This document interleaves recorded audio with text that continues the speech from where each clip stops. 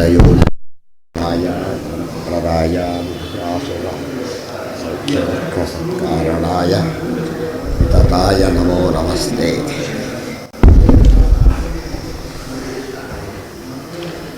ನಾರಾಯಣಂ ಸುರಗುರುಂ ಜಗದೇಕನಾಥಂ ಭಕ್ತಪ್ರಿಯಂ ಸಕಲಲೋಕನಮಸ್ಕೃತಂ ಚ ತ್ರೈಗುಣ್ಯವರ್ಧಿತಮಜಂ ವಿಭುಮಾದ್ಯವೀಶಂ ವಂದೇ ಭವಘ್ನಮರಾಸುರಸಿದ್ಧವದ್ಯಂ. ನಾರಾಯಣಮು ನಮಸ್ಕೃತ್ಯ ನರಂ ಚೈವ ನರೋತ್ತಮಂ ದೇವೀಂ ಸರಸ್ವತೀಂ ವ್ಯಾಸಂ ತತೋ ಜಯಮುದೀರಯೇ. ನಾರಾಯಣಂ ಗುಣೈಃ ಸರ್ವೈರುದೀರ್ಣಂ ದೋಷವರ್ಜಿತಂ ನೇಯಂ ಗಮ್ಯಂ ಗುರುಶ್ಚಾಪಿ ನತ್ವಾ ಸೂತ್ರಾರ್ಥ ಉಚ್ಯತೆ. ಸದಾಗಮೈಕವಿಜ್ಞೇಯಂ ಸಮತೀತಕ್ಷರಾಕ್ಷರಂ ನಾರಾಯಣಂ ಸದಾ ವಂದೇ ನಿರ್ದೋಷಾಶೇಷಸದ್ಗುಣಂ ವಿಶೇಷಣಾನಿ ಯಾನೀಹ ಕಥಿತಾನಿ ಸದುಕ್ತಿಭಿಃ ಸಾಧಯಿಷ್ಯಾಮಿ ತಾನ್ನೇವ ಕ್ರಮಾತ್ ಸಜ್ಜನ ಸಂವಿದೆ.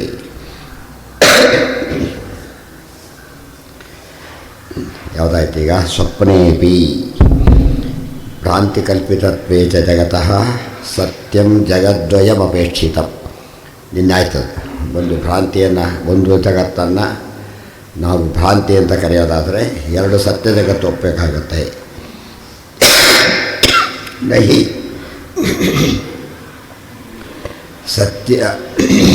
ಸತ್ಯಸುಕ್ತೇಃ ಸತ್ಯರಜತಸ್ಯ ತಯೋಃ ಸಾದೃಶ್ಯಸ್ಯ ಚ ಅಭಾವೇ ಭ್ರಾಂತಿರ್ಭವತಿ. ಅದನ್ನು ಎಕ್ಸ್ಪ್ಲೇನ್ ಮಾಡಿದರು.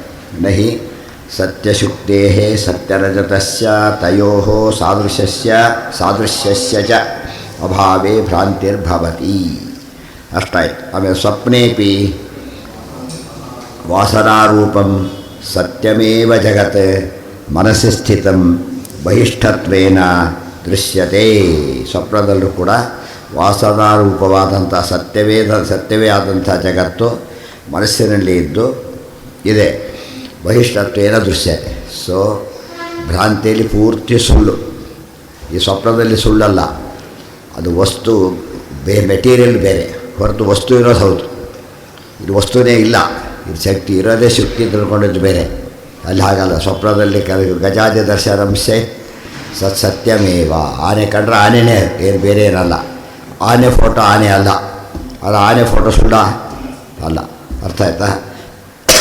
ಆನೆ ಫೋಟೋ ಆನೆ ಅಲ್ಲ, ಆದರೆ ಏನದು ಆನೆ ಫೋಟೋವಾಗಿ ಸತ್ಯನೇ ಹೊರತು ಆನೆಯಾಗಿ ಸತ್ಯ ಅಲ್ಲ. ಸ್ವಪ್ನದಲ್ಲಿ ಹಾಗಲ್ಲ, ರಹಿತ ಸತ್ಯವೇ ಅಲ್ಲ ಅದು. ಆದ್ದರಿಂದ ಅದಕ್ಕೂ ಇದಕ್ಕೂ ವ್ಯತ್ಯಾಸ ಇದೆ. ಅದೇನು ವ್ಯತ್ಯಾಸ ಇಲ್ಲ ಅಂತ ತಿಳ್ಕೊಂಡ್ರು ತಪ್ಪದು.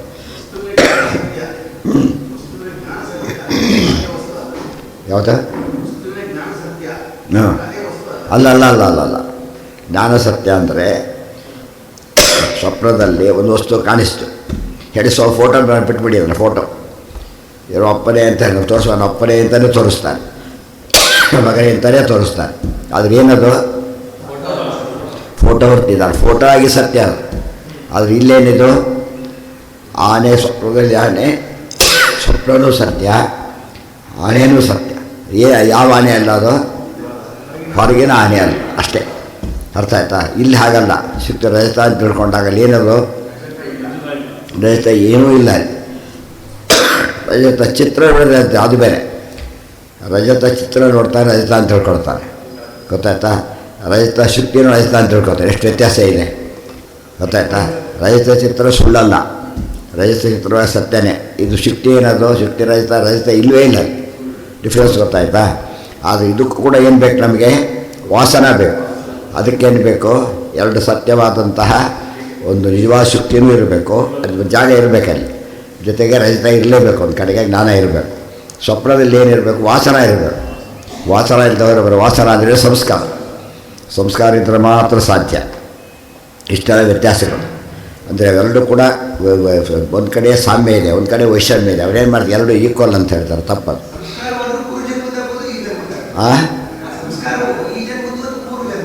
ಯಾವ ಬೇಕಾದ್ರೂ ಆಗ್ಬೋದು. ಅನಂತ ಜನರು ಯಾವ ಸಂಸ್ಕಾರ ಅದು ಮೆಚ್ಯೂರ್ ಆಗಿರ್ತಾರೆ ಅಂತ ಹಾಕ್ತಾರೆ. ಸಂಸ್ಕಾರ ನಮ್ಗೆ ಎಷ್ಟೋ ನೋಡಿ ಎಲ್ಲ ಜ್ಞಾಪಕ ಬರಲ್ಲ. ನಮಗೆ ಯಾವ್ದು ಜ್ಞಾಪಕ ಬರುತ್ತೆ? ಅವತ್ತಿನ ಪ್ರಸಂಗ ಬಂದಾಗ ಯಾರು ಅಂತ ಸಿಮ್ಲರ್ ನೋಡಿದವೋ ಅವನ ಅದು ಅವ್ನ ಜ್ಞಾಪಕ ಬರ್ತಾನೆ. ಗೊತ್ತಾ? ಇಲ್ಲವ್ರ ಜ್ಞಾಪಕ ಬರೋದಿಲ್ಲ. ಕಾರಣ ಅದರ ಮಟ್ಟಿಗೆ ಅವ್ರ ಗದ್ದೆ ಬರಸ್ತಾ ಬಿಡುತ್ತೆ ತಲೆ. ಅರ್ಥ ಆಯ್ತಾ? ಅದು ಸ್ವಪ್ನ ಏನಾದರೂ ದೇವ್ರು ಕೊಡದೆ ಹೋಗಿದ್ದರೆ ಮನುಷ್ಯ ಏನಾಗ್ತಿದ್ದ, ಹುಚ್ಚಾಗಿ ಹೋಗ್ತಿದ್ದ. ಎಲ್ಲ ಕ್ಲಬ್ ಆಗಿಬಿಟ್ಟು ಅಲ್ಲಿ ರಿಲೀಸ್ ಆಗಿಬಿಡುತ್ತೆ. ಅವೆಲ್ಲ ಕೂಡ ರಿಲೀಸ್ ಆಗಿ ಕ್ಯಾಮ್ರಾ ಫುಲ್ಲಾದಾಗ ಅನ್ಲೋಡ್ ಮಾಡಬೇಕಲ್ಲ, ಅನ್ಲೋಡ್ ಮಾಡ್ತಾ ಸ್ವಪ್ನ ಅನ್ಲೋಡಿಂಗ್ ನಡೆದಿರ್ತದೆ. ಇಲ್ಲದ್ರೆ ಬ್ಯಾಟ್ರಿ ಫುಲ್ಲು, ಬ್ಯಾಟ್ರಿ ಇದು ಮೆಮೊರಿ ಫುಲ್ ಅಂತ ಬರ್ತಲ್ಲ, ಆ ಥರ ಆಗಿಬಿಡು. ಅದಕ್ಕೆ ಅದೇನು ಮಾಡಬೇಕಾದನೀಗ, ಅದು ಭ್ರಾಂತಿ, ಅದೆಲ್ಲ ಹೋಗ್ಬೇಕು. ಅದಕ್ಕೆ ಹುಚ್ಚರು ಯಾಕೆ ಗೊತ್ತಾ ಹುಚ್ಚರಾಗೋದು, ಈ ರೀತಿಯಾಗಿ ಹುಚ್ಚರಾಗೋದು. ಅರ್ಥ ಆಯ್ತಾ? ಈಗ ಅವು ಯಾವುದನ್ನು ತಿಳ್ಕೊತಾರೆ ಅದು ರಿಲೀಸ್ ಮಾಡಬೇಕಾದ್ರೆ, ಯಾವುದೋ ಸಂಸ್ಥೆ ರಿಲೀಸ್ ಮಾಡಿಬಿಡ್ಬೇಕಾದ್ರೆ ಹಾಗೆ ಇಟ್ಕೊಂಡ್ಬಿಟ್ರೆ ಅದೇನೋ ಆಗಿರುತ್ತೆ, ಮಿಕ್ಸಪ್ ಆಗಿಬಿಟ್ಟು ಅದೇ ಕನ್ಫ್ಯೂಷನ್. ಹುಚ್ಚು ಅಂದರೆ ಕನ್ಫ್ಯೂಷನ್ ಅಷ್ಟೇ, ಇನ್ನೇನಲ್ಲ. ಅಟ್ಟರ್ ಕನ್ಫ್ಯೂಷನ್ ಆದರೆ ಅದು ಹುಚ್ಚ ಅಂತ ಕರೀತಾರೆ. ಮತ್ತು ಕಂಟಿನ್ಯೂಸ್ ಸುಲಭವಾಗಿ ಹೋಗೋದಿಲ್ಲ.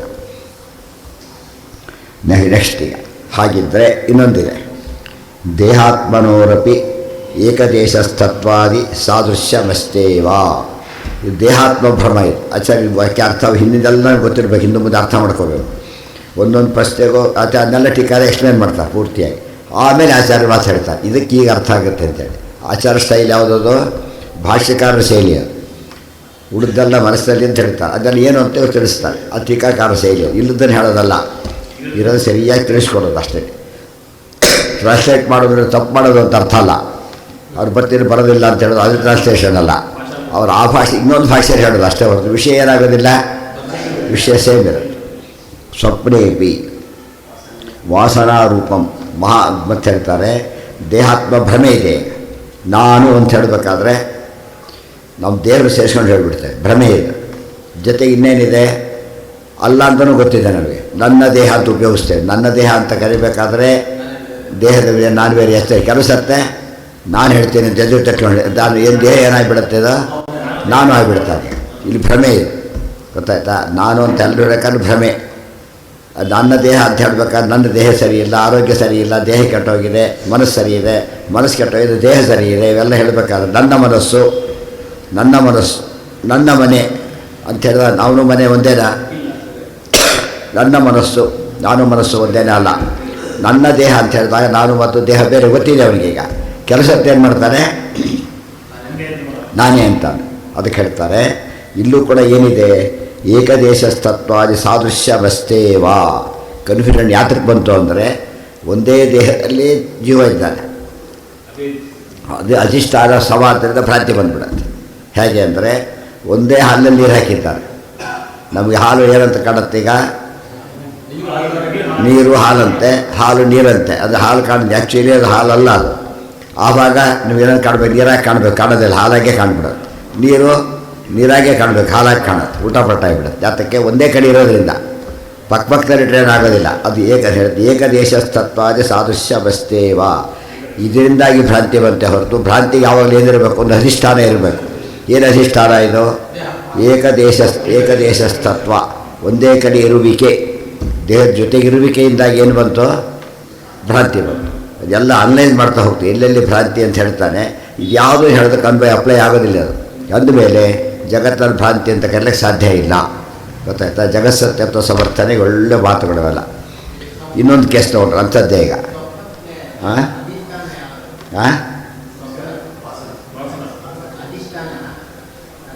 ದೇಹ ಅಧಿಷ್ಠಾನ, ದೇಹದ ಜೊತೆ ಜೀವ ಇದ್ದಾರೆ. ಅಧಿಷ್ಠಾನ ಸಮ ಆಗಿದ್ದರಿಂದ ದೇಹದ ಜೊತೆಗೆ ಇರೋದ್ರಲ್ಲಿ ಏನು ಬಂತು ಅವನಿಗೀಗ? ಒಂದು ಸರ್ತಿ ನಾವೆಲ್ಲ ಒಟ್ಟಿಗೆ ಒಂದೇ ನಾವೆಲ್ಲ ಒಂದೇ ಅಂದ್ಬಿಡ್ತೇವೆ. ಒಂದೇ ಬಸ್ಸಲ್ಲಿ ಹೋಗಿರ್ತಾವೆಲ್ಲ ಒಂದೇ. ಇಬ್ಬರು ಜಗಳಾಡಿರ್ತಾರೆ ಮತ್ತೆ ಬಸ್ ವಿಚಾರ ಬಂದಾನೆ, ಒಂದೇ ಬಸ್ಸಲ್ಲಿ ಇಬ್ಬರು. ಅಧಿಷ್ಠಾನ ಒಂದೇ ಆಯಿತು, ಒಂದೇ ಮನೆ. ರಿಕ್ಷಾದಲ್ಲಿ ಕಾಮನ್ ಹೋಗ್ತಾರೆ, ಒಂದೇ ಕಡೆ ಇದೆ ಮನೆ, ಒಂದೇ ಕಡೆ ಇದೆ ಮನೆ.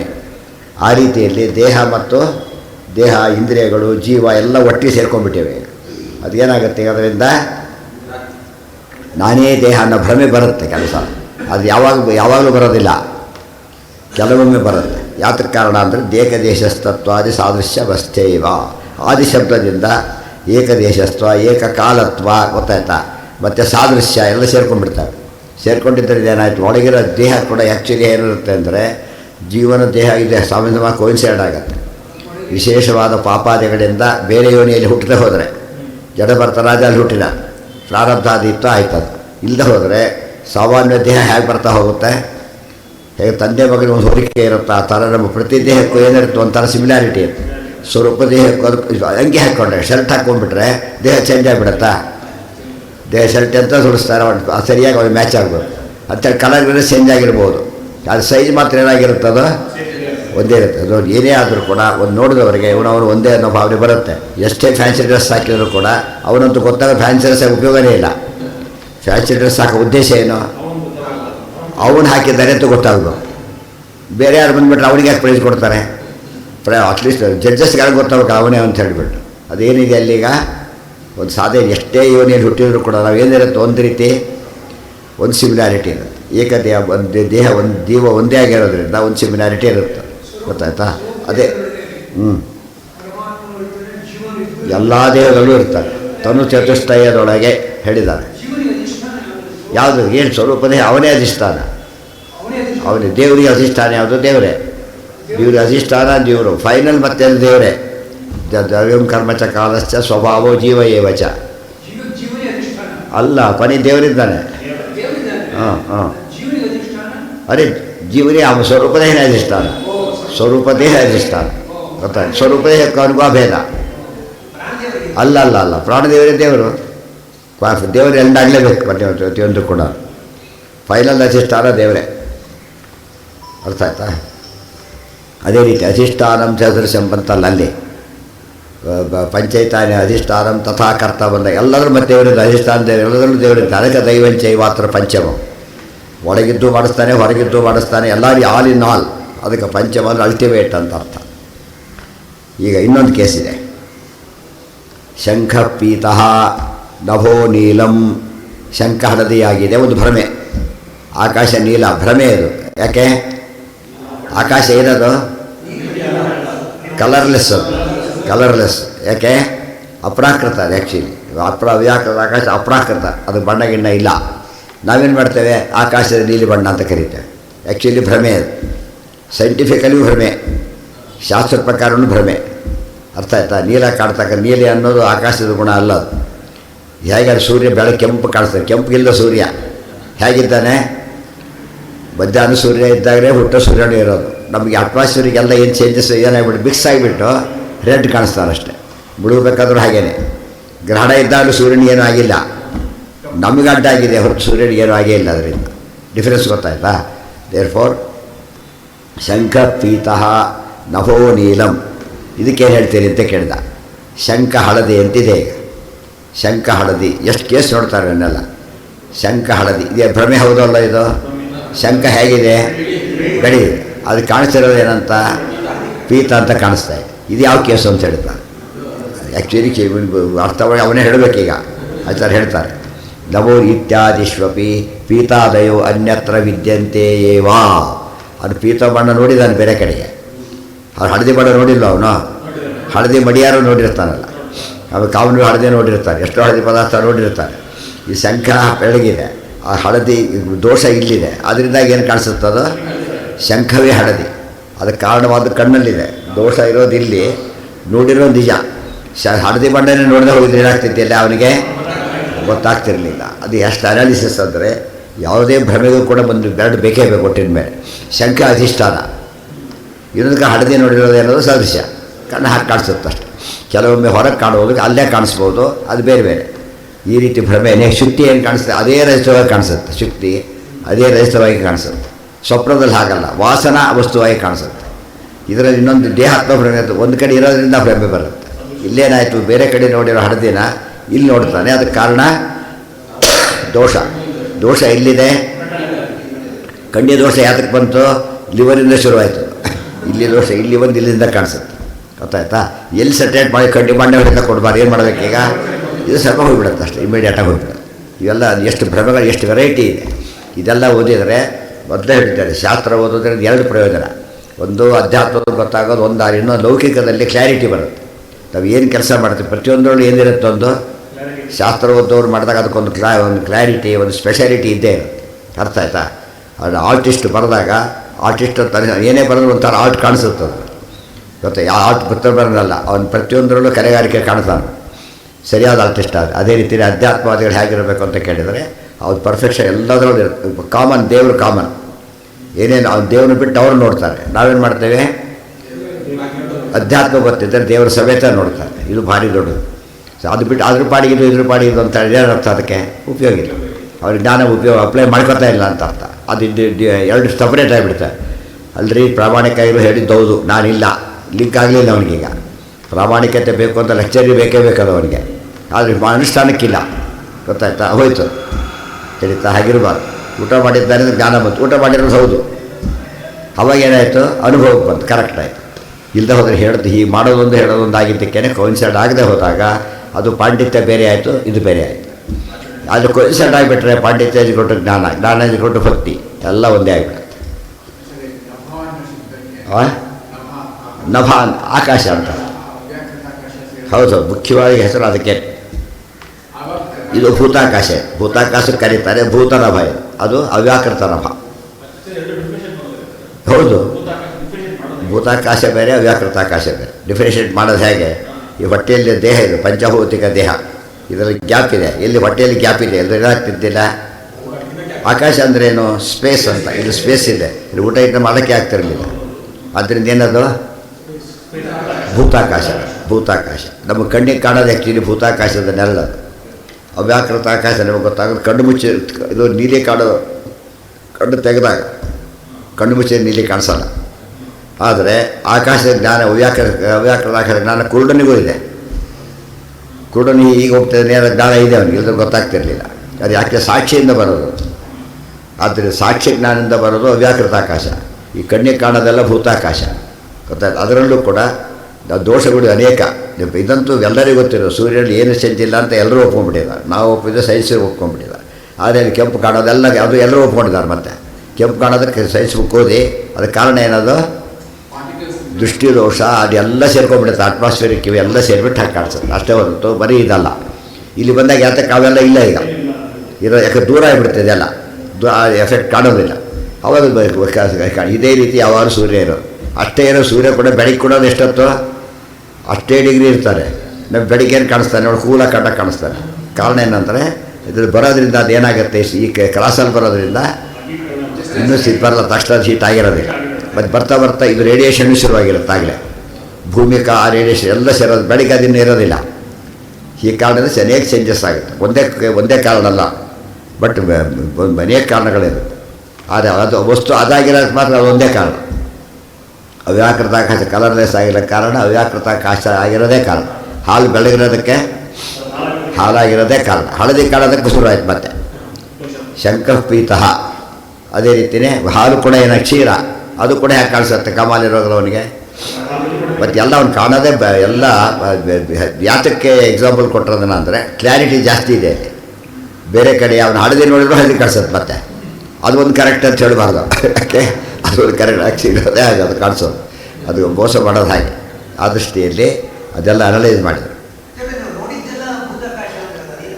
ಅಂದರೆ ಕಣ್ಣಿಗೆ ಕಾಣೋ ಕಲರ್ ಯಾವುದು ಆಕಾಶದ್ದಲ್ಲ, ಅದು ನಮ್ಮ ಕಣ್ಣಲ್ಲಿರೋ ದೋಷ. ಅದು ಕಣ್ಣಲ್ಲಿರೋ ದೋಷ, ಅಟ್ಮಾಸ್ಫಿಯರ್ ದೋಷ ಸೇರಿಸ್ಬಿಟ್ಟು ಏನು ಕಾಣುತ್ತೆ? ಅದು ನೀಲಿ ಕಾಣುತ್ತೆ.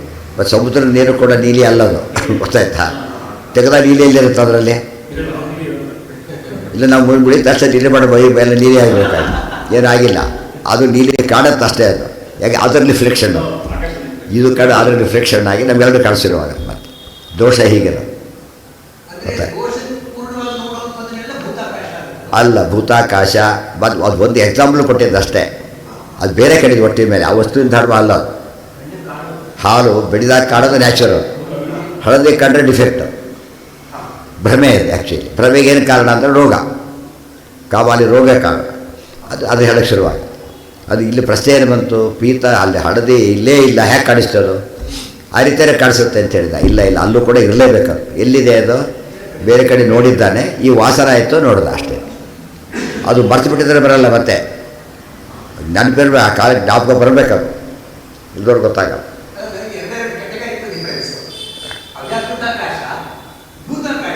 ಎಲ್ಲ ಅಲ್ಲ, ಇವೆಲ್ಲ ಅವ್ಯಾಕೃತ ಆಕಾಶ ಇರೋದೇ ವ್ಯಾಕೃತ ಆಕಾಶದೊಳಗೆ.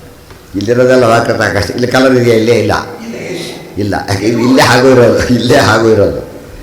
ಅದು ಕಾಣೋದಕ್ಕೆ ಏನಂತ ಕೇಳಿದರೆ, ನೀಲಿ ಸಮುದ್ರದ ನೀರು ನೀಲಿ ಕಾಣೋದಕ್ಕೂ ಅದೇ ಕಾರಣ. ಅದೇ ರೀತಿ ಆಕಾಶ ನೀಲಿಕ್ಕೆ ಅದೇ ಕಾರಣ. ನಮ್ಮ ಕಣ್ಣಿಂದ ಇದು ಶುರುವಾಗುತ್ತೆ. ನಮ್ಮಲ್ಲಿರೋ ಕಪ್ಪು ಆ ರೀತಿ ಕಂಡು ನಮಗೆ ಭ್ರಮೆ ಹುಟ್ಟಿಸುತ್ತೆ. ಅರ್ಥ ಆಯ್ತಾ? ಇದೇ ಸೇಮ್ ಎಕ್ಸಾಂಪಲ್ಲೇ ಅದು. ಕಾಮಾಲಿ ರೋಗ ಇದ್ದಾಗೆ ಅದು ಕೂಡ. ಅರ್ಥ ಆಯ್ತಾ? ಇದು ರೋಗ ಅಂತ ಕರೆದಿಲ್ಲ ಅಷ್ಟೇ, ಕಾಡೋದಾಗ ಅಷ್ಟೇ ಹೊರತು ರೋಗ. ಇದು ದೋಷ ದೋಷ ಆದರೆ ದೋಷ ಆದರೆ ರೋಗ ಅಂತಲೇ ಅರ್ಥ, ಏನೇನಲ್ಲ. ಯಾವುದು ಸಾಕ್ಷಿ ಅಂತ ಏನು ಕಾಣ್ತದೆ? ಅವ್ಯಾಕರಣ. ಕುರುಡನಿಗೂ ಸಾಕ್ಷಿ ಅವ್ಯಾಕರಣ ಜ್ಞಾನ ಇದೆ, ಅದು ಸಾಕ್ಷಿ ಜ್ಞಾನ. ಕುರುಡನಿಗೆ ಆಕಾಶ ಜ್ಞಾನ ಬರದೇ ಹೋಗಿಬಿಟ್ಟಿದ್ರೆ ಏನಾಗ್ತಿತ್ತಾಗ ತುಂಬ ಜನ ಗೊತ್ತಿಲ್ಲ ಅವೆಲ್ಲ. ಪ್ರತ್ಯಕ್ಷ ವಿದ್ಯೆ ಅಂತ ತಿಳ್ಕೊಂಡ್ಬಿಡ್ತಾರೆ ತುಂಬ ಜನ. ಪ್ರತ್ಯಕ್ಷ ವಿದ್ಯೆ ಅಲ್ಲ, ಗೊತ್ತಾಯ್ತಾ?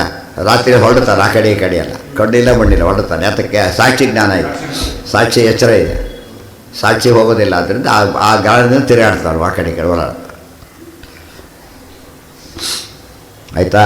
ಶಂಖ ನಭೋ ನೀಲಂ ಇತ್ಯಾದಿಶ್ವಪಿ ಪೀತಾದಯೋ ಅನ್ಯತ್ರ. ಆದಿ ಶಬ್ದ ನೀಲ, ಎರಡು ಕೊಟ್ಟಿದ್ದರಿಂದ ಇಂಥ ಪ್ರಭೆ ಎಷ್ಟು ಬೇಕಾದ್ರೂ ತೊಗೊಂಡು ಇದೇ ರೀತಿಯಾಗುತ್ತೆ ಅಂತ ಅರ್ಥ.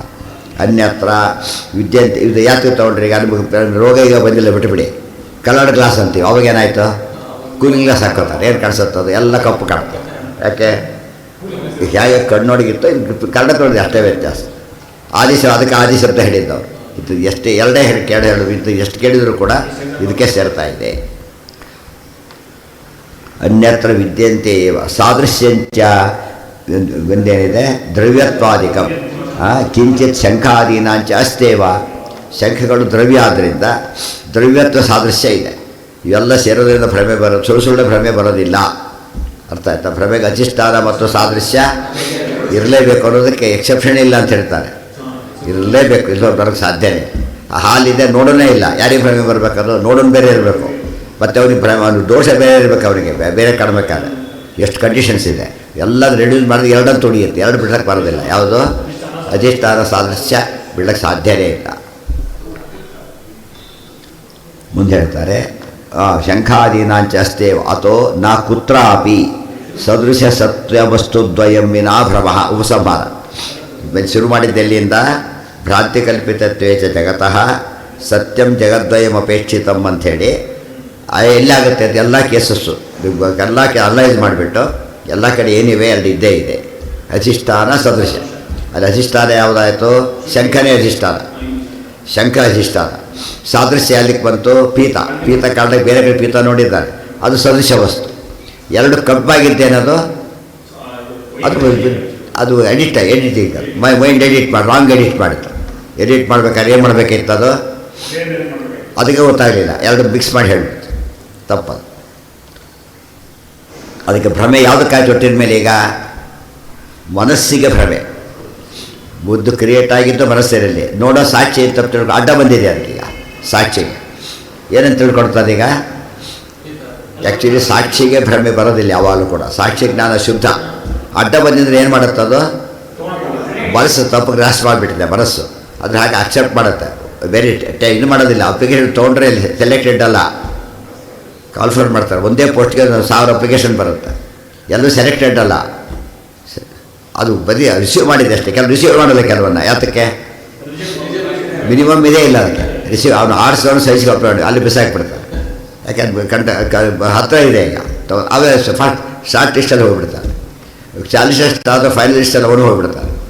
ಯಾಕೆ ಹೇಳಿತ್ತು ಅಂತ ಕೇಳಿದರೆ ಸಾಕ್ಷಿ ಆ ಥರ ಎಲ್ಲ ರಿಸೀವ್ ಮಾಡುತ್ತೆ, ಅಕ್ಸೆಪ್ಟ್ ಮಾಡೋದಿಲ್ಲ. ನಾವೇನು ಅವಸರ ಪಟ್ಟು ಏನು ಮಾಡ್ತೀವಿ ನಾವೀಗ? ಮನಸ್ಸಿನ ಜ್ಞಾನನ ಸಾಕ್ಷಿದು ಅಂತ ಹೇಳ್ಬಿಡ್ತೇವೆ, ಗೊತ್ತಾಯ್ತಾ? ಮನಸ್ಸಿನ ಜ್ಞಾನ ಅದು ಸಾಕ್ಷಿ ಜ್ಞಾನ ಅಂತ ಕರಿತೇವೆ. ಅವಾಗೇನು ಮಾಡಿದ್ವಿ? ಉದಾಹರಣೆಗೆ ಈ ಕಪ್ಪು ಹಾಕ್ಕೊಂಡು ನೋಡ್ತಾನೆ. ಈಗ ಕಪ್ಪು ಎಲ್ಲಿಂದ ಬಂತು? ಇದ್ರ ಕಪ್ಪು, ಮನಸ್ಸಿನ ಇದ್ರ ಕಪ್ಪಲ್ಲ, ಅದು ವಸ್ತುವಿನ ಕಪ್ಪಲ್ಲ. ಬಟ್ ಸಾಕ್ಷಿ ರಿಸೀವ್ ಮಾಡುತ್ತೆ ಅಷ್ಟೇ. ಮನಸ್ಸೇನು ತೀರ್ಮಾನ ಮಾಡುತ್ತೆ? ಅದನ್ನು ಅದೇ ಕಪ್ಪು ತೀರ್ಮಾನ ಮಾಡೋದು. ಎಲ್ಲಿ ಯತ್ಕೋಚಿತ್ ವ್ಯಭಿಚಾರಿ ಸ್ಯಾತ್, ಗೊತ್ತಾಯ್ತಾ? ಅದೆಂಥ ಕಾರಣ? ಅದು ಮಾನಸ ಪ್ರತ್ಯಕ್ಷ. ಇದಲ್ಲ, ಸರಿಯಾಗಿ ಅರ್ಥ ಮಾಡ್ಕೊಂಡು. ಇದು ಎಷ್ಟು ಅನಾಲಿಸಿಸ್ ಇದೆ ಗೊತ್ತಾ? ಇದರೊಳಗೆ ಎಷ್ಟು ಬುದ್ಧಿ ಕೆಲಸ ಇದೆ. ಇದನ್ನು ಆ ಮುಂಚೆ ಒಬ್ಬರು ಮಾಡಿರಲಿಲ್ಲ. ಅವತ್ತು ತೋರಿಸಿದರೆ ಯಾರು ಬೇಕಾದ್ರೂ ಸಂತೋಷ ಪಡ್ತಾರೆ. ಏನೋ ಆಮೇಲೆ ಗೊತ್ತಾಗುತ್ತೆ, ಭ್ರಮೆ ಬಂದಾಗ ಗೊತ್ತಾಗುತ್ತೆ. ನಿಮಗೆ ಇಲ್ಲೇ ನಿಮಗೆ ಗೊತ್ತಾಗುತ್ತೋ ಅಂತ. ಜೋರಾಯ್ತು, ದೂರದಲ್ಲಿ ಕಾಣ್ತು, ಬೆಳ್ಳಿಗೆ ಶಿರಶುಕ್ತಿನೇ ಹೊಡಿತು. ಇದು ನೋಡು, ಅದು ರಜತ ಇದೆ, ತೊಗೊಂಡು ಬಾ. ರಜತ ಇವನು ರಜತ ಅಲ್ಲ ಅಂತ ಹೇಳಿದ. ನೋಡು ತೊಗೊಂಡು ಬಾಸ್ ಮೇಲೆ ರಜತಾನೇ. ಅದು ಬೆಟ್ಟಿಂಗ್ ಶುರು ಮಾಡಿದಾಗ ₹1,00,000 ಹಾಗೆ ಯೋಚನೆ ಮಾಡ್ತೀನಿ ಅಂತ. ಸಾಕ್ಷಿ ಗೊತ್ತಾರೆ ಹೇಳಿ, ₹1,00,00,000 ಆಯ್ತಾ? ₹1,00,000 ಕೋಟಿ ಅಂತಾನೆ. ಯಾಕೆ? ಸಾಕ್ಷಿ ಒಪ್ಕೊಂಡ್ಬಿಟ್ಟಿದೆ. ಸಾಕ್ಷಿ ಒಪ್ಕೊಂಡ್ಮೇಲೆ ಸಾಕ್ಷಿ ಸಿದ್ಧೇತು ಅಸಂಶಯ, ಅವಕಾಶನೇ ಇಲ್ಲ. ಇಲ್ಲಿ ಸಾಕ್ಷಿ ಸಿದ್ಧವಾಗಿಲ್ಲ. ಅದಕ್ಕೇನು ಮಾಡ್ತು ಇವತ್ತು ಕೆಲವರು ಅಲ್ಲಿಗೂ ಬೆಟ್ಟಿಗೆ ಕಟ್ತಾರೆ. ಯಾಕೆ ಗೊತ್ತಾ, ನೂರಿನ ಕಟ್ಟಿಬಿಡ್ತಾರೆ. 100-200 ಆದರೆ ಹೋಗಲಿ ಅಂತೇಳಿ. ಯಾವಾಗ ಅಮೌಂಟ್ ಜಾಸ್ತಿ ಆಗುತ್ತೆ ಅವಾಗ ಏನು ಮಾಡ್ತಾನೆ, ಆಯಿತು ನೋಡಿ ಅಂತ ಹೇಳ್ತಾರೆ. ಸುಮ್ಮನೆ ಅವ್ರು ಬೆಟ್ಟಿಗೆ ಸರ ಬೇಡ, ಸುಮ್ಮನೆ ನೋಡಿ ಬರ್ತೀರಿ ಅಂತ ಹೇಳ್ತಾರೆ. ಯಾಕೆ ಪರಿಚಯ ಆಯ್ತಾರೆ. ಈ ಸಾಕ್ಷಿ ಆದರೆ ಮಾತ್ರ ಬಿಡದೆ, ಸಾಕ್ಷಿ ಬೇಕಾದ ಕಟ್ಟು. ನಾನು ಪರಮಾತ್ಮನಲ್ಲ, ಇದನ್ನು ಏನು ಮಾಡ್ತಾರೋ, ಏನು ಹೇಳಿದ್ರು ಅವ್ರು ಇನ್ನೊಬ್ಬರು ಹೇಳಿದ್ರು ಹೇಳ್ತಾರೆ. ಆ ಭ್ರಮೆ ಇರುತ್ತೆ, ಮನಸ್ಸು ಒಪ್ಕೊಳ್ಳುತ್ತೆ, ಸಾಕ್ಷಿ ಒಪ್ಪಲ್ಲ. ಇದೆಲ್ಲ ತುಂಬ ಡೀಟೇಲ್ ಯೋಚನೆ ಮಾಡಬೇಕು.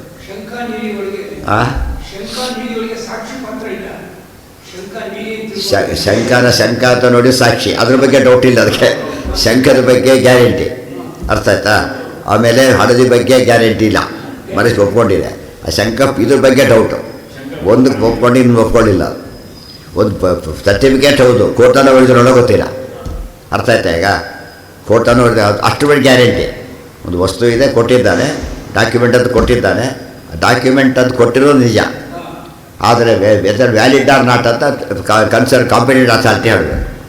ಕೆಲವಕ್ಕೆ ಸಾಕ್ಷಿನೇ ಕಾಂಪಿಟೆನ್ಸ್, ಯಾವುದು ಅದೇ ಕಾಂಪಿಟೆನ್ಸ್, ಅದೇ ಹೇಳಿಬಿಡುತ್ತೆ. ಸುಖ ದುಃಖ ಎಲ್ಲ ಬಂದ ಕಾಲಕ್ಕೆ ಸಾಕ್ಷಿ ಏನಂತ ರಿಸೀವ್ ಮಾಡುತ್ತೆ ಅದನ್ನು. ಸುಖನೇ, ದುಃಖನೇ. ಇದು ಬೇರೆದಕ್ಕೆ ಗೊತ್ತಾಗೋದಿಲ್ಲ, ಮನಸ್ಸಿಗೆ ಗೊತ್ತಾಗೋದಿಲ್ಲ. ಯಾವುದಕ್ಕೆ ಗೊತ್ತಾಗುತ್ತದೋ, ಸಾಕ್ಷಿಗೆ ಗೊತ್ತಾಗೋದು. ಅರ್ಥ ಆಯ್ತು. ಇವೆಲ್ಲ ತುಂಬ ಸೀರಿಯಸ್. ಅದಕ್ಕೆ ಇವೆಲ್ಲ ಧ್ಯಾನದ ಇವೆಲ್ಲ ಸೇರಬೇಕು. ಸುಮ್ಮನೆ ಕಣ್ಮುಚ್ಚಿಕೊಂಡ್ರೆ ಧ್ಯಾನ ಆಗಿಬಿಡೋದಿಲ್ಲ. ಇವೆಲ್ಲ ಸೇರಿದಾಗ ಕ್ಲಾರಿಟಿ ಬರ್ತಾ ಹೋಗುತ್ತೆ. ನಾವೆಲ್ಲೂ ಭ್ರಮೆ ಇಲ್ಲದೆ ನೋಡಬೇಕಾಗ ದೇವ್ರನ್ನ, ಆವಾಗ ಅದು ಧ್ಯಾನ ಆಗುತ್ತೆ. ಇಷ್ಟೆಲ್ಲ ಮಿಕ್ಸಪ್ ಮಾಡ್ಕೊಂಬಿಟ್ಟು ಏನಾಗುತ್ತೆ, ಅದಕ್ಕೆ ಸಾಧ್ಯನೇ. ಆಪ್ರೇಷನ್ ಮಾಡೋನು ಬರೀ ಕಣ್ಣಿನ ಮಾಡೋಕ್ಕಾಗತ್ತೆ. ಕ್ಯಾಟ್ರಾಕ್ಟ್ ಮಾಡೋದು ಗೋವಿಂದ ಕಡ್ಡೆ ತೆಗೆದುಬಿಡ್ತಾರೆ ಅಷ್ಟೇ. ಏನು ಮಾಡ್ತಾನೆ ಅವನೀಗ, ಅದಕ್ಕೆ ಬೇಕಾದ್ದೆಲ್ಲ ಸೇರಿಸ್ಕೊತಾನೆ. ಅದು ಆಗ ಏನು ಮಾಡೋಕ್ಕೆ ಗೊತ್ತಾಗ, ಧ್ಯಾನದ ಸ್ಥಿತಿ ಆಗಿ ಬರೋದು. ಸೊ ಅದಕ್ಕೆ ಹೇಳ್ತಾರೆ ಯಾವಾಗಲೂ ಕೂಡ ಜ್ಞಾನ ಅಂಬೋದು ಶ್ರವಣ ಫಸ್ಟ್ ಸ್ಟೇಜ್. ಆ ಧ್ಯಾನ ಮಾಡೋಕ್ಕೆ ಹೋಗಬಾರ್ದಲ್ಲ. ಮನನ ನೆಕ್ಸ್ಟ್ ಸ್ಟೇಜ್. ಆಗಲೂ ಧ್ಯಾನ ಮಾಡೋಕ್ಕೆ ಬರೋದಿಲ್ಲ. ಮನನ ಕನ್ಫರ್ಮ್ ಮಾಡಬೇಕು, ಆಗ ಧ್ಯಾನಕ್ಕೆ ಹೋಗ್ತಾರೆ. ಅಲ್ಲಿ ಬೇರೆ ಹೊಸ ಟೈಪ್ಸ್ ಪ್ರಾಬ್ಲಮ್ ಶುರುವಾಗ್ತವೆ, ಅದೆಲ್ಲ ಸಾಲ್ವ್ ಆಗ್ತಾ ಹೋಗ್ಬೋದು. ಆಗ ಧ್ಯಾನಂ ನಿಶ್ಚಿತ ತತ್ವಸ್ಯ ಅಜ್ಞಸ್ಯ ಶ್ರವಣಂ ಶ್ರೇಷ್ಠಂ ಅಯುಕ್ತೇರ್ ಮನನಂ ತಥಾ ಧ್ಯಾನಂ ನಿಶ್ಚಿತ ತತ್ವಸ್ಯ. ಆ ಸ್ಟೇಜ್ ಇರಬೇಕು. ಇದು ಕೆಮಿಸ್ಟ್ರಿ ಲ್ಯಾಬ್ಗೆ ಹೋದ ಶುರುವ ಆ್ಯಸಿಡ್ ಆಚರಣೆ ಮಾಡ್ದಾಗ ಹೋದ ಪಜಿದ್ದೆದ್ದು ಅವಾಗ ಬಿಡೋದೇ ಇಲ್ಲ. ಮತ್ತೆ ಅವನ್ನ ಕ್ಲಾಸ್ ಮಾಡೋದು ಬಿಡೋದೇ ಇಲ್ಲ. ಯಾಕೆ, ಅದು ಥಿಯರಿ ಗೊತ್ತಿಲ್ಲದೆ ಏನು ಮಾಡೋಕ್ಕೆ ಹೋಗಬಾರ್ದು, ಪ್ರಾಕ್ಟಿಕಲ್ ಮಾಡೋಕ್ಕೆ ಹೋಗಬಾರ್ದು. ಅವಾಗ ಏನ ಶ್ರವಣ ಅಂದ್ರೇನು, ಮೊದಲು ಕೇಳಬೇಕು ಅಂತ ಅರ್ಥ. ಆಚಾರ್ಯ ಮಾತು, ಭಾಷ್ಯದ ಮಾತಾಗಲ್ಲ. ಹೌದು. ಯಾವ ಶ್ರೇಷ್ಠ ಅಂತ ಕೇಳಿದ್ರೆ ನೀನು ಯಾವ ಸ್ಟೇಜಲ್ಲಿ ಇದ್ದೆ ಅಂತ ಹೇಳ್ತಾರೆ. ಫಸ್ಟ್ ಧ್ಯಾನ ಇಲ್ಲ, ಯಾವ ಸ್ಟೇಜಲ್ಲಿ ಫಸ್ಟ್ ಇದ್ದೆ ಹೇಳಿ. ಇಲ್ಲಿಂದ ಮೈಸೂರು ಎಷ್ಟು ದೂರ ಅಂತ ಕೇಳಿದ್ರೆ ಎಲ್ಲಿಂದ ಶುರುವಾಗುತ್ತೆ? ಹನುಮಂತನಗರದಿಂದ ಶುರುವಾಗುತ್ತೋ, ಬಸ್ ಸ್ಟ್ಯಾಂಡಿಂದ ಶುರುವಾಗಬೇಕು, ಅಥವಾ ಕೆಂಗೇರಿಯಿಂದ ಶುರುವಾಗಬೇಕು, ಎಕ್ಸ್ಪ್ರೆಸ್ ಹೈವೇ ಶುರುವಾಗ ಅಲ್ಲಿಂದಾನೋ, ಅಲ್ಲಿ ಶುರುವಾಗುತ್ತೆ. 3 ಆನ್ಸರ್ ಕರೆಕ್ಟೇ. ಇಲ್ಲಿಂದ ಹೇಳಿ ಡಿಸ್ಟೆನ್ಸು ಕರೆಕ್ಟ್, ಅದು ಕರೆಕ್ಟು, ಗೊತ್ತಾಯ್ತಾ. ಅದು ರಿಲೇಟಿವ್ ಆಯಿತು. ನೀವು ಹುಬ್ಬಳ್ಳಿ ತೊಗೊಂಡಿಸಿ ಕವಡಿ ಚೇಂಜ್ ಆಗಿಬಿಡುತ್ತೆ. ಒಬ್ಬೊಬ್ಬರು ಒಂದು ಹೇಳ್ತಾರೆ ಅಂದರೆ ಎಲ್ಲಿದ್ದಾರೋ ಅಲ್ಲಿಂದ ಹೇಳ್ತಾರೆ ಅಷ್ಟೇ. ದೇರ್ಫೋರ್ ಧ್ಯಾನ ಮಾಡಬೇಕಾದ್ರೆ ಯಾವ ಸ್ಟೇಜಲ್ಲಿ ಇರ್ತಾರೋ ಅಲ್ಲಿಂದ ಕಂಟಿನ್ಯೂ ಆಗಬೇಕು. ಧ್ಯಾನ ಕೆಲಸ ಏನಾಗುತ್ತೆ, ಯಾವುದೋ ಕಾರಣಕ್ಕೆ ಡಿಸ್ಟರ್ಬ್ ಆಯಿತು, ಭರತರಾಜ ಧ್ಯಾನ ಬಿಟ್ಟುಬಿಟ್ಟ ಮಾಡ್ತಿತ್ತು. ಇಲ್ಲಿಂದ ಡೀಲಿಂಕ್ ಆಗೋಯ್ತು. ಮತ್ತೆ ಅಲ್ಲಿ ಬಂದಾಗ ವಾಪಸ್ ತೊಗೊಂಡ. ಡೀಲಿಂಕ್ ಆಗಿದ್ರೆ ಮತ್ತೆ ವಾಪಸ್ ಬಂತು. ಬಿಟ್ಟಿದ್ದು ಮತ್ತೆ ಸೇರಿಸ್ತೀವಲ್ಲ ಹಾಗೆ. ಹಾಂ, ಹೌದು. ನೀವು 100 ಎಣಿಸ್ಬೇಕಾಗಿದೆ ನೋಟ್ನ. 90 ಎಣಿಸಿ ಯಾರೋ ಮಾತಾಡಿಸ್ಬಿಟ್ರು. ಮತ್ತೆ ಮೊದಲಿಂದ ಬರ್ತಾರೆ. ಮೊದಲು ₹1 ಹಾಳಾಗಿ ಬಿಟ್ಟುಬಿಡ್ತಾರೆ. 2000 ಆ ಥರ ಎಣಿಸೋಕ್ಕೆ ಶುರು ಮಾಡಿಬಿಟ್ಟು ಬಜೀಟ್ ಆಗಿಬಿಡುತ್ತೆ. ಅವ್ನು ಬೈದು ಮೊದಲಿಂದ ಶುರು ಮಾಡ್ತಾರೆ. ಅದೇ ಧ್ಯಾನ ಹಾಗೆ ಹೇಳಿದ್ದು ಯಾವಾಗಲೂ ಕೂಡ. ಗಾಯತ್ರಿ ಮಂತ್ರ ಮಾಡ್ತಿರ್ತಾರೆ, ಮಾಡೋದೇ 10 ಭಾಳ ಏನು ಮಾಡೋದಿಲ್ಲ. 9 ಯಾರೋ ಮಾತಾಡಿಸ್ಬಿಡ್ತಾರೆ. ಮೊದಲಿಂದ ಮಾಡಬೇಕಂತ. ಅಲ್ಲಿಂದ ಇನ್ವ್ಯಾಲಿಡ್ ಅವನು ಒಂದು ಮಾತಾಡಿದ್ಮೇಲೆ ಹೋಯ್ತು ಅದು. ಆ ಜಪ ಡೀಲಿಂಕ್ ಆಯಿತು. ಮತ್ತು ಮೊದಲಿಂದನೇ ಬರಬೇಕು. ಈ ಕಂಪ್ಯೂಟ್ರಲ್ಲಿ ಅಷ್ಟೇ ಬಿಟ್ಟು ಮತ್ತೆ ವಾಪಸ್ ಬರಬೇಕು. ಅಲ್ಲಿಂದ ನೀವು ಆಫ್ ಆಗಿಬಿಟ್ರೆ ಇಲ್ಲೇ ಓಪನ್ ಆಗಲ್ಲ ಅದು. ಮತ್ತೆ ಇದಾಗಬೇಕು. ಮತ್ತೆ ಸ್ಟಾರ್ಟಿಂಗ್ ಪ್ರೊಸೀಜರ್, ಲಾಂಗ್ ಪ್ರೊಸೀಜರ್. ಹೌದು. ಅದಕ್ಕೆ ನಾವು ಡಿಸ್ಟರ್ಬ್ ಮಾಡ್ಕೋಬಾರ್ದು ಅಂತ ಅದಕ್ಕೆ ಹೇಳೋದು. ಮನಸ್ಸಿನೊಳಗೆ ಡಿಸ್ಟರ್ಬ್. ಪ್ರಸಾದೇ ಸರ್ವ ದುಃಖಾರ ಮಾನ್ಯರಸ್ಯೋಪಜಾಯತೆ. ಮನಃಪ್ರಸಾದ ಇರಬೇಕು. ಮನಃಪ್ರಸಾದ ಸ್ಟೇಜ್ ಬರ್ಬೇಕಾದ್ರೆ ಇವೆಲ್ಲ ಗೊತ್ತಿರಬೇಕಾಗ. ಈ ಧ್ಯಾನಕ್ಕೆ ಕೂತಿದ್ದ ಹರಿ ಸರ್ವತ್ವ ಅಂತ, ಯಾರೋ ಹರಿ ಅಲ್ಲದೆ ಹರ ಅಂದರು. ಎಲ್ಲ ಹಾಳಾಗುತ್ತೆ ಅಂತ ಧ್ಯಾನ. ಏನು ಧ್ಯಾನ ಮಾಡೋಕೆ ಅವನೀಗ? ಡಿಸ್ಟರ್ಬ್ ಆಯ್ತು ಅವನಿಗೆ.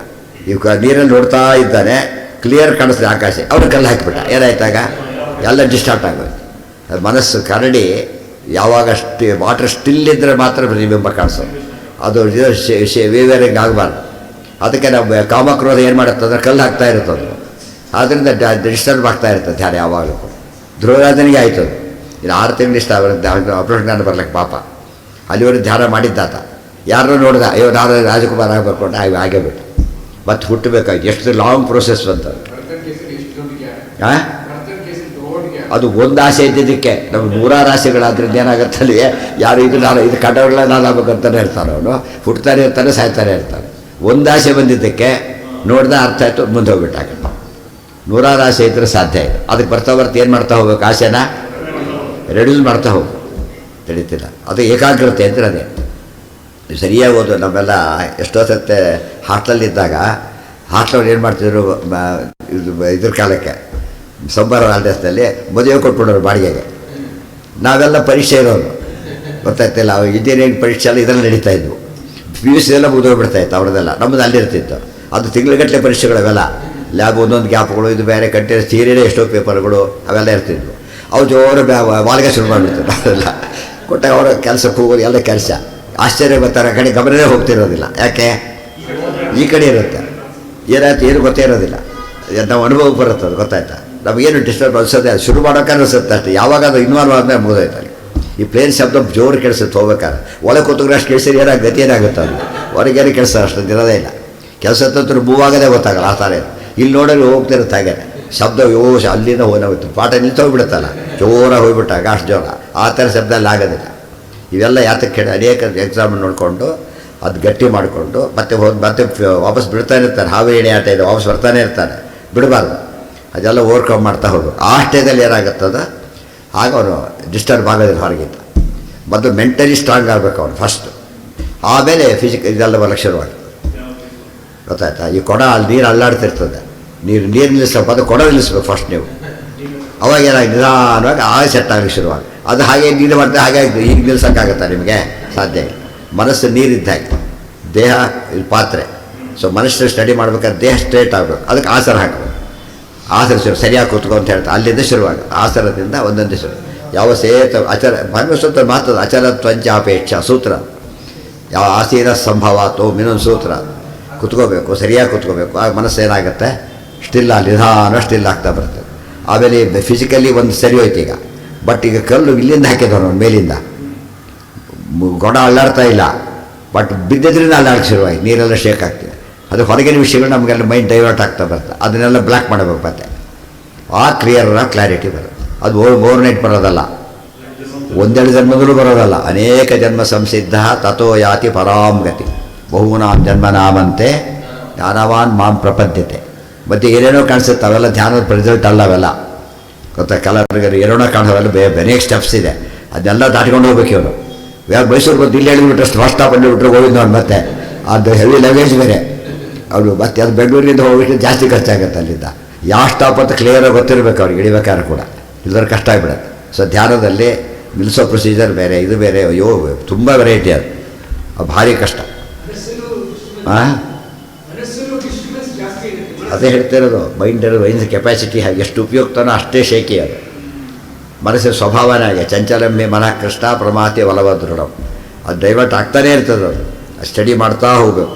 ಅದು ಮಾಡೋದಕ್ಕೆ ಜ್ಞಾನ ಸಾಕ್ಷಿ ಒಪ್ಪಿದಾಗ ಮಾತ್ರ ಅದಕ್ಕೆ ಶೇಕಿ ಆಗೋದು. ಸಾಕ್ಷಿ ಒಪ್ಪಬೇಕು. ಆ ರೀತಿ ಶಾಸ್ತ್ರ ಓದಿರಬೇಕು. ಆಗ ಅವ್ರು ಏನು ಯಾರು ಮಾಡ್ಕೊಂಡು ನೋಡ ಇರೋದ್ರ ಇದೇನೆ. ಆಗ್ತಿದ್ರೆ ಉಕ್ಕುವ ತುಪ್ಪಕ್ಕೆ ಕೈ ಉಕ್ಕುವೆ ನಾನು ಈ ಮಾತಾಡ್ತಾ. ಮೊದಲೆಲ್ಲ ಅದಕ್ಕೆ ಬರೋದಿಲ್ಲ. ಇಲ್ಲಿ ಯಾಕೆ ಹೇಳಲಿಲ್ಲ, ಉಕ್ಕು ಬೆಟ್ಟಿಂಗ್ ಶುರು ಮಾಡಿ ತಷ್ಟೇ ಶುರುವಾಗ ನಾನು ಉಕ್ಕು ತುಪ್ಪಕ್ಕೆ ಇಡ್ತೇನೆ. ಬರೀ ತುಪ್ಪಕ್ಕೆ ಯಾರು ಕೈ ಇಡ್ತಾನೆ.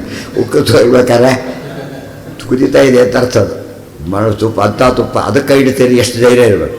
ಅದು ದಿವ್ಯ ಪರೀಕ್ಷೆ. ಅದು ಆ್ಯಕ್ಚುಲಿ ಸುಡೋದಿಲ್ಲ ಅವನಿಗೆ. ಇವತ್ತೆಲ್ಲ ಕೆಲವೆಲ್ಲ ಸ್ಟಡಿನೆಸ್ ಎಷ್ಟು ಕೊಡುತ್ತಾರೆ ನಿಮಗೆ. ಕೆಲವೆಲ್ಲ ಕೆಂಡ ಮೇಲೆ ಓಡಾಡ್ತಾರೆ, ಗೊತ್ತಲ್ಲ ನಿಮಗೆ. ಅದೆಲ್ಲ ಆ್ಯಕ್ಚುಲಿ ಮನಸ್ಸಿಗೆ ವಿಲ್ ಪವರ್, ಗೊತ್ತಾಯ್ತಾ. ಅದರಿಂದ ಅವ್ರಿಗೇನು ಆಗೋದಿಲ್ಲ. ಶೇಖರ ಬಿದ್ದೋಗ್ಬಿಡ್ತಾರೆ. ಎಷ್ಟು ಅಂಥವ್ರು ಮಾಡ್ಕೊಂಡಿರ್ತಾರೆ, ಹೋಗ್ಬಿಟ್ಟು ಅರ್ಧ ಸುಟ್ಕೊಂಡವ್ರು ಇರ್ತಾರೆ. ಕೆಲವರು ಹಾಗಲ್ಲ, ಆರಾಮಾಗಿ ಹೋಗಿರ್ತಾರೆ, ಏನೂ ಆಗಿರೋದು. ತಿಳಿತಾ. ಅಲ್ಲಿ ಸೈನ್ಸ್ ಕೆಲಸ ಮಾಡುತ್ತೆ, ಮೈಂಡ್ ಕೆಲಸ ಮಾಡುತ್ತೆ. ಸೈನ್ಸ್ ಏನು ಹೇಳುತ್ತೆ, ತಕ್ಷಣ ಸುಡಲ್ಲ ಅದು. It takes some time. ಅಷ್ಟೊಳಗೆ ಮುಂದಕ್ಕೆ ಹೋಗ್ತಾರೆ, ಏನಾಗೋದೇ ಇಲ್ಲ.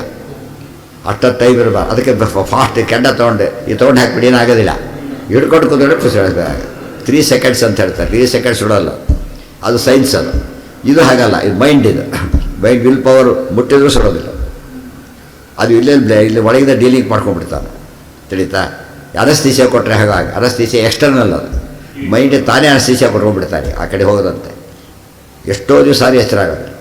ಅನಸ್ತೀಸಿಯಾ ಏನೋ ಬಲಾತ್ಕಾರವಾಗಿ ಮಾಡೋದು, ಅದು ಆ್ಯಕ್ಚುಲಿ ಇದರಿಂದ ಡ್ರಗ್ಸ್ ಇದ್ದಾಗೆ ಅದು ತೊಗೊಂಬಿಟ್ರೆ ಆಮೇಲೆ ಅದು ಇದಾಗೋಗ್ಬಿಡುತ್ತೆ. ಅದು ಡೇಂಜರು, ಕೆಲಸ ಎಚ್ಚರ ಬರೋದೇನೋ ಹೋಗ್ಬಿಡ್ಬೋದು, ಏನೋ ಆಗ್ಬೋದು. ನಾವಾಗಿ ತೊಗೊಂಡಾಗ ಏನಾಗಲ್ಲ. ಅರ್ಥ ಆಯ್ತಾ? ಇಷ್ಟೆಲ್ಲ ಯಾತಕ್ಕೆ ಹೇಳಿದ್ದು ಅಂದರೆ ಸಾಕ್ಷಿ ಮನಸ್ಸಿನ ಬಗ್ಗೆ ಡಿಫ್ರೆನ್ಷಿಯೇಟ್ ಮಾಡೋ ಕೆಪಾಸಿಟಿ ನಾವು ಇರಬೇಕಾಗುತ್ತೆ. ಮನಸ್ಸಿಂದೆಲ್ಲ ಏನು ತಿಳ್ಕೊಂಡ್ಬಿಡ್ತೀವಿ ನಾವೀಗ, ಸಾಕ್ಷಿ ತಿಳ್ಕೊಂಬಿಟ್ಟು ಅಟ್ಯಾಚ್ಮೆಂಟ್ ಬೆಳೆಸ್ಕೊಂಡು ಹಾಳಾಗ್ಬಿಡ್ತಾರೆ. ಇತ್ಯಾದಿಶ್ವಪಿ ಪೀತಾದಯೋ ಅನ್ಯತ್ರ ಶ್ರುತ್ವಾ ಸದೃಶ ವಸ್ತುದ್ವಯಂ ವಿನಾ ಭ್ರಮಃ. ಒಟ್ಟಿನ ಮೇಲೆ ನ ಕುತ್ರಾಪಿ ಸದೃಶ ಸತ್ಯ ವಸ್ತುದ್ವಯಂ ವಿನಾ ಭ್ರಮಃ ಇರ್ಲಕ್ಕೆ ಸಾಧ್ಯನೇ ಇಲ್ಲ ನ ಅಂಥೇಳಿ. ಈಗ ನಚಿ ಆತ್ಮನಿ ಅನಾತ್ಮಭ್ರಮಃ ಕಾಪಿ ದೃಷ್ಟ. ನೆಕ್ಸ್ಟ್ ಕೇಸ್ ಈ ಇನ್ನೊಂದಿದೆ. ನಾವು ಏನೇನೋ ಭ್ರಮೆ ಬರುತ್ತೆ, ನೂರಾರು ಭ್ರಮೆ ಇರ್ಬೋದು, ಒಂದು ಭ್ರಮೆ ನಮಗೆ ಬರೋದಿಲ್ಲ. ನಾನು ಹೌದು ಅಲ್ಲೋ ಅಂತ ಯಾರಿಗಾರು ಅನಿಸಿದೆಯಾ? ಇಲ್ಲ. ಗೊತ್ತಾಯ್ತಾ? ನಾನು ಹೌದು ಅದು ಹೇಳ್ತಾರೆ. ಈಗ ನಾನು ಭ್ರಮೆ ಇಲ್ಲ. ನಾನು ಎಷ್ಟೇ ಮರ್ತರೂ ಕೂಡ ನನಗೊಂದು ಗೊತ್ತಿದೆ, ನನ್ನನ್ನು ದೇವರು ಅಂತ ಕರಿತೀರಲ್ಲ, ಅದನ್ನು ನನ್ನನ್ನು ಏನು ತಿಳ್ಕೊಂಡಿದ್ದೇನೆ, ನನ್ನನ್ನೇ ಮರೆತು ಬೇರೆ ತಿಳ್ಕೊಂಡಿದ್ದೇನೆ ಅರ್ಥ. ನನ್ನ ಬಗ್ಗೆ ನನಗೆ ಭ್ರಮೆ ಬಂದಿದೆ ಅಂತಾಯಿತು. ಅದು ಸಾಧ್ಯ ಇಲ್ಲ, ಅದು ಬರೋದಿಲ್ಲ. ದೇರ್ಫೋರ್ ಅಹಂ ಬ್ರಹ್ಮಸ್ಮಿ ಅಂದ್ಕೊಳ್ಳೋದು ಸಾಧ್ಯ ಇಲ್ಲ. ಯಾತಕ್ಕೆ? ಸಾಧ್ಯನೇ ಇಲ್ಲ. ಅದು ಹೇಳ್ತಾರೆ, ಮನೆ ಕನೆಕ್ಷನ್ನೇ ತೊಗೊಂಡಿಲ್ಲ, ಕರೆಂಟ್ದು ಬಿಲ್ ಬಂದಿದೆ ₹1,00,000. ಏನು ಮಾಡ್ತೀವಿ ನಾವು? ಅದನ್ನು ತಲೆ ಕೆಡ್ಸ್ಕೊಂಡು ಕೊಡೋದೇ ಇಲ್ಲ. ಏನು ಮಾಡ್ತೇವೆ? ಇವು ಬಿಸಾಕ್ತಾರೆ ಕಡೆಗೆ. ನಮ್ಮ ಕರೆಂಟೇ ಇಲ್ಲ. ಫಸ್ಟ್ ಇಲ್ಲಿ ಏನು ದಾಲ್ಟೆ ಇದೆ ಅವನಿಗೀಗ? ಕರೆಂಟೇ ತೊಗೊಂಡಿಲ್ಲ ನಾನು, ಕರೆಂಟೇ ಇಲ್ಲ. ಈ ಬೀದಿಗೆ ಕರೆಂಟ್ ಕೊಟ್ಟಿಲ್ಲ, ಈ ಕಡೆ ಎಕ್ಸ್ಟೆನ್ಷನ್ ಇಲೆಕ್ಷನ್ ಆಗೇ ಇಲ್ಲ. ಫಸ್ಟ್ ಆಫ್ ಆಲ್ ಇನ್ನೇನು ಕೊಡೋದು ನೀನೀಗ? ಇದು ಸಾಕ್ಷಿಗ್ರಹಿತ. ಇದು ಅಲ್ಲ ಸ್ವಲ್ಪ ಏನು ಬೆಟ್ಟಿಂಗ್ಸ್ ತಗೋ, ಏನು ಬೇಕು ಮನೆ ಬರ್ಕೊಡ್ತೀನಿ ಹೋಗು ಅಂತ ಹೇಳ್ತಾರೆ. ಸತ್ಯ ಆಗಿದೆ. ಇದು ಬರಬೇಕು ಅವರಿಗೆ. ನಮಗೆ ಅನಿಸುತ್ತೆ ನಾನೇ ಬ್ರಹ್ಮ ಆಗ್ತೇನೆ, ಸಾಧ್ಯ ಇಲ್ಲ. ಯಂತ್ರ ಕೂಡಕ್ಕೆ ಬರಲ್ಲ, ಕೂತ್ರೆ ನಿಲ್ಲಕ್ಕೆ ಬರೋದಿಲ್ಲ, ಬ್ರಹ್ಮ ಆಗ್ತೇನೆ. ಬ್ರಹ್ಮ ಸರ್ವಗತ ಅಂತ ಕರೀತಾರೆ. ಸಿಂಪಲ್ ಅದು. ಇಲ್ಲಿ ನೋಡ್ಬೇಕಾದ್ರೆ ಎಷ್ಟು ಸಿಸ್ಟಮೆಟಿಕ್ಕಾಗಿ ಡೀಲ್ ಮಾಡ್ತಾರೆ. ಒಂದರಿಂದ ಅಲ್ಲಿಂದ ಹೊರಗಿಂದ ತೊಗೊಂಡು ತೀರ್ತು ಒಳಗೆ ಬರ್ತಾರೆ. ಈಗ ನಮ್ಮಲ್ಲೇ ಬರುತ್ತೆ, ಬರೋದಿಲ್ಲ. ನಾನು ಎಲ್ಲಿದ್ದೇನೆ ಭ್ರಮೆ ಇರುತ್ತೆ ಕೆಲವು ಸಲ. ಬೇರೆಯವರು ಬರ್ಕೊಂಬಿಟ್ಟು ಹೇಳ್ತಾನೆ, ಎಲ್ಲಿದ್ರೂ ಗೊತ್ತ, ಒಂದು ಸ್ವಲ್ಪ ಜೋಶಿ ಎಲ್ಲಿದ್ದೇನೆ ಅಂತ ನೋಡ್ತಾನೆ ಸ್ವಲ್ಪ ಹೊತ್ತು, ಆ ಭ್ರಮೆ ಬರುತ್ತೆ. ಅದು ನಾನು ಹೋದಲ್ಲೂ ಭ್ರಮೆ ಬರೋದಿಲ್ಲ. ಗೊತ್ತಾಯ್ತಾ? ಅದನ್ನು ಹೇಳ್ತಾರೆ, ನಚ ಆತ್ಮನಿ ಅನಾತ್ಮಭ್ರಮ ಕ್ವಾಪಿ ದೃಷ್ಟ. ಅದು ಎರಡರ್ಥ. ನನ್ನ ಬಗ್ಗೆ ನಾವು ಹೌದಲ್ಲೂ ಅಂತ ಭ್ರಮೆ ಬರೋದಿಲ್ಲ. ಇನ್ನೊಂದು ಆತ್ಮ ಚೇತನದ ಬಗ್ಗೆ ಅಚೇತನ ಭ್ರಮೆ ಬರೋದಿಲ್ಲ. ಚೇತನ ಕನ್ಫ್ಯೂಷನ್ ಆಗ್ಬೋದೇ ಹೊರತು ಇವರಿಬ್ಬರಲ್ಲಿ ಯಾರು ಅಂತಾಗುತ್ತೆ, ಈಗ ಗೋಡೆನೇ ಗೆಡಿರೋ ಅಂತ ಆಗೋದಿಲ್ಲ. ಯಾಕೆ? ಜಡ ಪದಾರ್ಥ. ಗೊತ್ತಾಯ್ತಾ? ಅನಾತ್ಮಭ್ರಮ ಅಂತ ಎಂದು ಕೂಡ ಆತ್ಮನಿ ಅನಾತ್ಮಭ್ರಮ ಕ್ವಾಪಿನ ದೃಷ್ಟ. ಎಲ್ಲೆಲ್ಲೂ ಕಂಡಿಲ್ಲ ಎಂಬುದು ಏನರ್ಥ? ಅದಕ್ಕೆ ರ್ಯಾಷನಲ್ ಅಂತ ಅರ್ಥ. ಎಲ್ಲೋ ಅನ್ನೋ ಪದ ಯಾವಾಗ ಉಪಯೋಗಿಸ್ತೀವಿ ನಾವು, ಎಲ್ಲೋ ಅನ್ನೋ ಪದಗಳಿಗೆಲ್ಲ ಏನು ಸಿಗುತ್ತೆ? ಬಿಡ್ತು ಭಾರಿ ಜಾಸ್ತಿ ಇರುತ್ತೆ. ಈ ಊರಲ್ಲಿಲ್ಲ, ಅದು ಬೇರೆ ಮಾತು. ಈ ಊರಲ್ಲಿ ಎಲ್ಲೋ ಇಲ್ಲ. ಈ ಊರು ಬೆಂಗಳೂರಲ್ಲಿ ಸಮುದ್ರ ಇಲ್ಲ. ಗೊತ್ತಾಯ್ತಾ? ಸಿನಿಮಾದಲ್ಲಿ ನೋಡಿದರೆ ಹೇಳ್ಬೇಕು ಅವನಿಗೀಗ. ಸಿನಿಮಾದಲ್ಲಿ ಎಡಿಟ್ ಮಾಡಿರ್ತಾರೆ ಅಷ್ಟೇ. ಅವ್ನು ಎಲ್ಲ ಬೆಂಗಳೂರಲ್ಲಿ ಯಾರು ನೋಡ್ತಾರೆ? ಬೆಂಗಳೂರಿಗೆ ಗುರುವಾರ ಯಾರು ಗೊತ್ತಿರುತ್ತೆ ಅಂತ ಏನೋ ತೋರಿಸಿಬಿಡ್ತಾರೆ. ಅವ್ರಿಗೆ ಕಥೆ ಅಷ್ಟೇ. ಅದು ಫ್ಯಾಕ್ಟ್ ಮ್ಯಾಟರ್ ಆಫ್ ಫ್ಯಾಕ್ಟ್ ಏನಿಲ್ಲ. ಅಲ್ಲಿ ಸಮುದ್ರ ಇಲ್ಲ, ಅದು ನಮಗೆ ಗೊತ್ತಿದೆ. ಆದರೆ ಸಮುದ್ರ ಕೋಸ್ಟಲ್ ಏರಿಯಾ ಆದರೆ ಸಮುದ್ರ ತೀರ ಹೌದದು. ಇವೆಲ್ಲ ಗಟ್ಟಿಯಾಗಿರೋ ಅಂಶಗಳು ಇವೆಲ್ಲ ಕೂಡ. ಅದೇ ರೀತಿಯೇ ನಮ್ಮ ಬಗ್ಗೆ ನಾನು ಹೌದಲ್ಲೋ ಅನ್ನೋ ಭ್ರಮೆ ಯಾರಿಗೂ ಬರೋದಿಲ್ಲ. ಕಶ್ಚಿತ್ ಅಹವಹಂ ನ ಭಾವಾಮಿ ಇತಿ ಭ್ರಾಂತೋ ದೃಶ್ಯತೆ ನಹಿ ಕಶ್ಚಿತ್. ಒಬ್ಬನೂ ಕೂಡ ನಾನು ಹೌದಲ್ಲೋ ಅಂತೇಳಿ ಭ್ರಮೆ ಒಳಗಾಗಿದ್ದು ಉಂಟವನೀಗ? ಇಲ್ಲವೇ ಇಲ್ಲ. ಆತ್ಮರಿ ಅನಾತ್ಮಭ್ರಮ ಏವ ಅಯಂ ಪ್ರಪಂಚ ಇತಿ ತೈರುಚ್ಯತೆ. ಈಗ ಹೇಳ್ತಾನೆ, ಅವ್ರು ಹೇಳ್ತಿರೋದು ಏನು ಗೊತ್ತಾ? ಆತ್ಮನಲ್ಲಿ ಅನಾತ್ಮಭ್ರಮ ಬಂದಿದೆ ಅಂತ ಹೇಳ್ತಾರೆ. ಇರೋದು ಬ್ರಹ್ಮ. ಅನಾತ್ಮ ಅಂದರೆ ಜಗತ್ತೆಲ್ಲ ಅವ್ರ ಪ್ರಕಾರ ಎಲ್ಲಿ ಜಗತ್ತು ಅಂತಾರೋ ಜಡ ಪದಾರ್ಥದ ಕ್ಲಾಸ್ ಗುಂಪು ಅಂತ ಅರ್ಥ. ಜಡ ಪದಾರ್ಥಗಳೆಲ್ಲ ಯಾರ್ಯಾರು ಬಂದಿದೆಯಾ? ಅದು ಇಲ್ಲ. ತಮ್ ವಿನೈವ ಅನಾತ್ಮನಿ ಅನಾತ್ಮಭ್ರಮ ಕಲ್ಪನೆ. ಅನಾತ್ಮನಿ ಆತ್ಮಭ್ರಮ ಕಲ್ಪನೆ. ಅನಾತ್ಮನಃ ಸತ್ಯತ್ವ ಸ್ಯಾತ್ ತದಾಚ ಅದ್ವಿತೀಯತ್ವ ಕಲ್ಪನೆ. ಅನಾತ್ಮೈವ ಅಸ್ತಿ ನಾತ್ಮ ಇತಿ ಭವತಿ. ಉಲ್ಟಪಲ್ಟ ಮಾಡಿದಾಗ ಏನಾಗುತ್ತದೋ, ನಿನ್ನ ಆತ್ಮ ಒಂದೇ ಇದೆ ಅಂತ ಹೇಳಕ್ಕೆ ಹೊಟ್ಟಿದ್ದೆ. ನಾವು ಹೇಳ್ತೀವಿ ಅದು ಅನಾತ್ಮ ಒಂದೇ ಇದೆ ಅಂತ ಆಗುತ್ತೆ. ಏನು ಹೇಳಿದ್ರು ಅಷ್ಟೇ. ಏನು ಡಿಫ್ರೆಂಟ್ ವರ್ಡಿಂಗ್ಸ್ ಚೇಂಜ್ ಆಯಿತೆ ಹೊರತು ಏನು ಬರಲಿಲ್ಲ. ಅಲ್ಲಿ ವ್ಯತ್ಯಾಸ ಆಗಲೇ ಇಲ್ಲ. ಅದು ಮೆಟೀರಿಯಲ್ಸ್ ಇದ್ದಾರೆ, ಐಡಿಯಲಿಸ್ಟು ಇದ್ದಾರೆ. ಅಂದರೆ ವಸ್ತುಗಳೇ ಇಲ್ಲ, ಜ್ಞಾನ ಮಾತ್ರ ಅಂತ ವಾದ ಐಡಿಯಲಿಸಮ್. ಅದು ಗೊತ್ತಾಯ್ತಾ? ಜ್ಞಾನ ಮಾತ್ರ. ಇದು ವಸ್ತುಗಳಿಂದ ಜ್ಞಾನ ಇಲ್ಲ ಅನ್ನೋದೇನು ಮೆಟೀರಿಯಲಿಸಮ್. ಗೊತ್ತಾಯ್ತಾ? ಎರಡೂ ನೋ ಡಿಫ್ರೆನ್ಸ್. ಅದು ಯಾವಾಗಿಂತ ವಾದ ಮಾಡ್ತೀಯೋ ಏನು ಒಪ್ಕೊಂಡ್ರು ಅಷ್ಟೇ, ಅವ್ರಿಗೇನು ಆಗಬೇಕಾಗಿಲ್ಲ. ಬಂದು ಇದಿಷ್ಟಕ್ಕೆ ತೊಗೊಂಡಾಗ ಇದು ನಿಮಗೆ ಗೊತ್ತಿಲ್ಲ, ಈ ಫಾರಿನ್ ಬುಕ್ಸ್ ಎಲ್ಲ ಬರುತ್ತಲ್ಲ ಕೆಲವೆಲ್ಲ, ಮೆಸೇಜಲ್ಲಿ ಎಷ್ಟು ನೋಡ್ತಾರೆ ನಿಮಗೆ, ಒಂದು ಪ್ಯಾರಾದಷ್ಟು ಇರುತ್ತೆ, ಇಷ್ಟೊಬ್ಬ ಪುಸ್ತಕ ಬರೆದಿರ್ತಾರೋ ಗೊತ್ತಾಯ್ತಿಲ್ಲ, ಇಷ್ಟೊಬ್ಬ ಹೀಗೆ ಬರೋದು ಹಾಗೆ ಬರೋದು ಏನೊಳಗೆ ಮಾಡ್ತಾರೆ ಕಳಿಸ್ಬಿಟ್ಟಿರ್ತಾರೆ. ಕೊನೆಗೆ ಮೆಸೇಜ್ ಅಷ್ಟೇ ತಿಳಿತಿಲ್ಲ. ಆಚಾರ್ಯ ಮಾಡಿದ ಬರೀ ಮೆಸೇಜ್ ಅಷ್ಟೇ ಕೊಡ್ತಾರೆ, ಇದು ಯಾವುದು ಇದೆಲ್ಲ ಹೋಗೋದಿಲ್ಲ. ಇದನ್ನು ಡೆವಲಪ್ ಮಾಡಿ ಕೊಟ್ಟಾಗ ಏನಾಗುತ್ತೆ ಅವ್ರಿಗೆ ಅರ್ಥ ಆಗುತ್ತೆ. ಇದೇ ಸ್ಟೇಜಲ್ಲಿ ಅರ್ಥ ಆಗಲ್ಲ ಅವ್ರಿಗೆ. ಯಾವ ಸ್ಟೇಜಲ್ಲಿ ಅರ್ಥ ಆಗುತ್ತೆ? ಡೆವಲಪ್ ಮಾಡಿ ಕೊಡೋದು. ಮಕ್ಕಳಿಗೆ ಕಡಲೆ ಸ್ಟೇಜಲ್ಲಿ ಬೋಯಿಸೋಲ್ಪ ಅಂತ ಕರೀತಾರೆ, ಅದನ್ನು ಕರೆಯೋದಿಲ್ಲ. ಫೈನಲ್ ಸ್ಟೇಜಲ್ಲಿ ಗೊತ್ತಾಗುತ್ತೆ. ಅದೇ ರೀತಿಯಲ್ಲಿ ಬೇರೆಯವ್ರಿಗೆ ಇದೆಲ್ಲ ಗೊತ್ತಾದ ಇದು ರೀಚ್ ಆಗಿಲ್ಲ ಯಾರಿಗೂ ಕೂಡ, ಗೊತ್ತಾಯ್ತು. ಯಾರು ರೀಚ್ ಆಗದೆ ಹೋಗಿದ್ದರಿಂದ ಇಂಗ್ಲೀಷಲ್ಲಿ ಬರೆದವ್ರು ಯಾರು ಭಾರಿ ಕಾಂಪಿಟೆನ್ಸ್ ಇದ್ದವರಲ್ಲ. ಮತ್ತು ಮಾಡರ್ನ್ ಮೆಥಡ್ಗೂ ಇದಾಗಬೇಕು, ಅಕಸ್ಟಮ್ ಆಗಬೇಕು, ಅದು ಇರೋದಿಲ್ಲ. ಅನೇಕ ಇಂಥ ಪ್ರಸಂಗ ಬಂದಾಗ ಏನಾಗುತ್ತೆ, ಇದು ಕ್ಲಾರಿಟಿಗೆ ಸಂಸ್ಕೃತಕ್ಕೆ ಹೋಗಬೇಕು, ಕ್ಲಾರಿಟಿಗೆ, ಗೊತ್ತಾಯ್ತಾ, ಫುಲ್ ಕ್ಲಾರಿಟಿಗೆ. ಬಟ್ ತಿಳಿಸೋಷ್ಟ್ರ ಮಟ್ಟಿಗೆ ಬೇರೆ ಭಾಷೆಯಲ್ಲಿ ಹೇಳ್ಬೋದು, ತಪ್ಪೇನಿಲ್ಲ. ನಾವು ಯಾವ ಪ್ರಯತ್ನ ನಡೆಯಲೇ ಇದ್ದಾವೆ. ಅವ್ರು ಮೂರ್ಖರು ಅಯೋಗ್ಯರು ಹೇಳಬಾರ್ದು, ಇತ್ತಾಗಿ ಕೈ ನಾವೇ ಅಯೋಗ್ಯರು ಅದಾಗಾಯ್ತು, ಹೊರತು ಅವರಾಗಲಿಲ್ಲ, ಅದು ಹೇಳಬಾರ್ದು. ಏನೋ